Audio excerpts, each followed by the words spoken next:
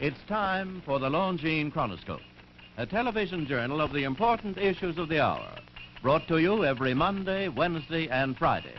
A presentation of the Longines Whitnor Watch Company, maker of Longines, the world's most honored watch, and Whitnor, distinguished companion to the world-honored Longines.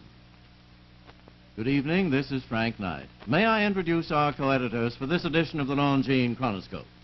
Edward P. Morgan and Winston Burdett, both of the CBS television news staff. Our distinguished guest for this evening is the Honorable Prescott Bush, United States Senator from Connecticut. Senator Bush, just the other night, a Republican colleague of yours in the House of Representatives, Congressman Hugh Scott of Philadelphia, sitting in the same seat that you're occupying now on Chronoscope, had some rather rough things to say about what he called the extreme right wing of the Republican Party. He said, in effect, that this wing was hobbling the Eisenhower administration's program and regime, and that it should stop it. What is your comment on that, sir? Well, I noticed that Mr. Scott made remarks to that effect. My feeling was that they were a little severe and not entirely justified. I think that so often votes down there take place on what I'd call an area basis rather than a party basis, and sometimes it gives the impression that within the party there are dissidents who are making things difficult. Of course, I don't want to deny the fact that there have been some Republicans in both houses that have been a little bit reluctant to go along with some of the administration's plans and some of the Congress's ideas. Nevertheless, I feel that in any great important issues that the Republicans would pretty much stand together. I don't entirely agree with Mr. Scott. By important issues, do you mean domestic issues, Senator, or issues of national security? Well, I would say issues of paramount national interest, national importance that might really affect the national security and be generally recognized as issues that affect the national security.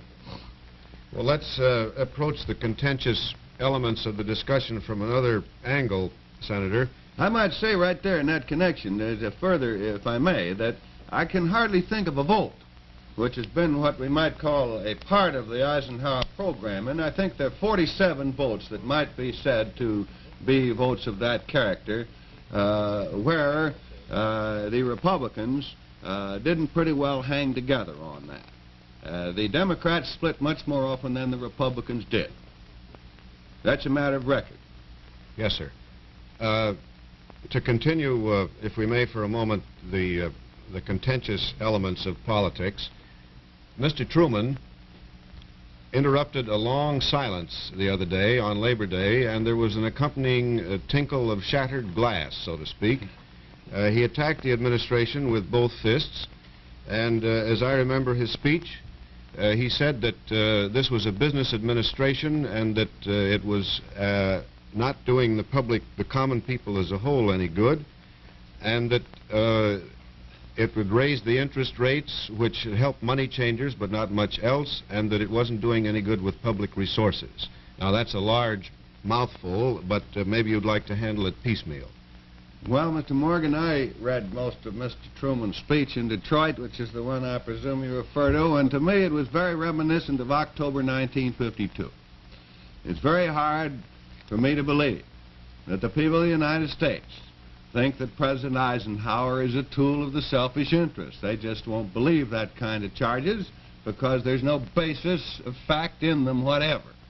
And I think the ex-president, Mr. Truman, should recall when he was talking about the greedy interests or the selfish few or whatever they were, how he classified them in this particular speech, that it was one of the issues in the 1952 campaign was to get rid of the corruption and the greed that had sort of hemmed him in and resulted in his having to dismiss 3 or 4 chairmen of the Democrat National Committee in succession because of those things. Of course, the Democrats would come right back at you there, I suppose, and say that the Republicans were obliged in the very first few months of office to dismiss one of their own chairmen. Yes, that's true. They might say that, but anyone that looks at the facts in that case wouldn't really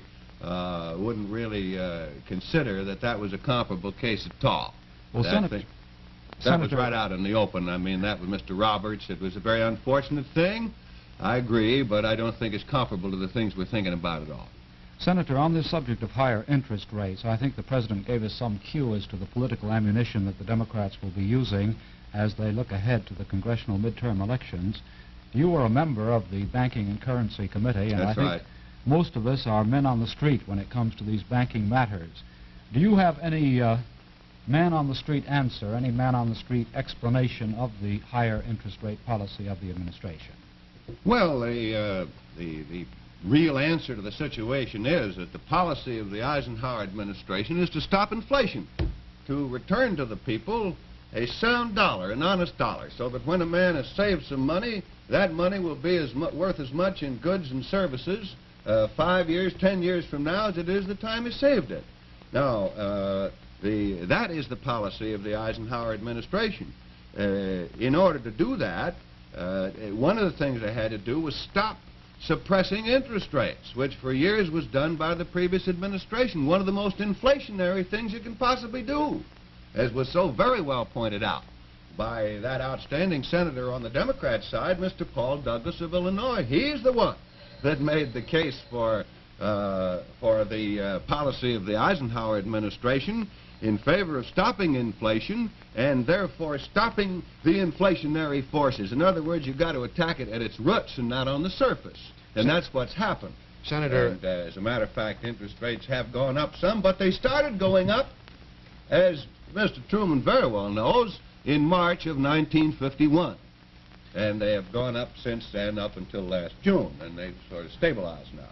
To get to another area of Mr. Truman's allegations, you were also a member of the Public Works Committee, I believe, Yes. and as such probably have something that you would care to say in answer to his charges that matters of public domain are being taken away from the people in the service of private interests, such as the Hells Canyon Dam project on the Snake River, something to do with the St. Lawrence Seaway, although I don't believe he mentioned that specifically in his speech. Well, haven't become in detail familiar with the Hells Canyon Dam project. I simply would refute any statement that anything is being taken away from the people. That is not the case at all. It has long been the philosophy of this country that the duty of government is to do only those things for the people which the people cannot do for themselves. And where private companies are able to do business, the government doesn't go and do the business. Now, when things have to be done and private business is not able to do it, then and they must be done, then the government should do it. Some of the projects, some of the power that's been developed by government should have been developed by government. Now, in the case of the Hells Canyon Dam, as I say, I'm not in detail familiar with that. But certainly I feel sure of one thing, that if that is an essential project and the private interest can't do it, then I think it would be proper for the government to do it. The evidence seems to be so far from my slight familiarity with it that there are interests standing by, well qualified, well financed, well able to develop the power on that river, and that therefore it may be unnecessary for the government to do it. As far as the St. Lawrence Seaway is concerned, that's an entirely different question. It doesn't involve power. It doesn't now Not because the they've St. broken Lawrence it down. Seaway, Is that, no. yes, Yeah. yes. That's another subject, though, and I think that a project of that kind, regardless of its merits, should be held off as long as you can, as long as we have such a high rate of business activity. We don't want to superimpose on it a big public works program. They should be held in reserve. Will you But yield? when we need them. Will the senator yield for Yes, just a quite. second while I That's all right. suggest that we broaden the subject Yeah. and discuss something that's on everybody's mind day in and day out, and that's the Cold War. Are we fighting it effectively? Are we spending too much money on it? Are we fighting it in a hard or a soft way? What are your thoughts about it, sir? Well, I feel we've made very definite headway with respect to the Cold War, that the indecision and lack of purpose has been replaced by careful planning, which is characteristic of General Eisenhower's operations. We've had success. We have seen truce in Korea. We have seen at least a stoppage of the bloodshed. What may come out of it yet, we aren't sure, but certainly that's a plus for us. We've seen the food riots in East Berlin. We've seen the picture of a young man trying to fight a Russian tank with his bare hands, with a rock. It's something a year ago you never believed you would have seen. We have seen a great victory in Germany. That's a diplomatic victory for the United States as well as for Adenauer. That's a victory in the Cold War.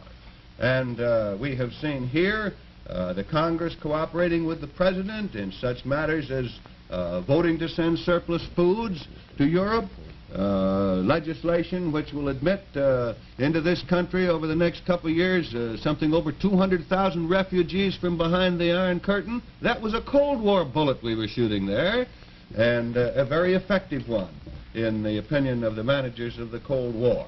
So that I say, Mr. Morgan, I think we have made just in this year very marked and noticeable progress in connection with the Cold War. Included in that, too, should be our efforts to get at this subversion business within our own government. Which brings us down quickly to a final question, Senator Bush, and that is, what do you think is the decisive issue or issues in the '54 congressional elections? Very quickly.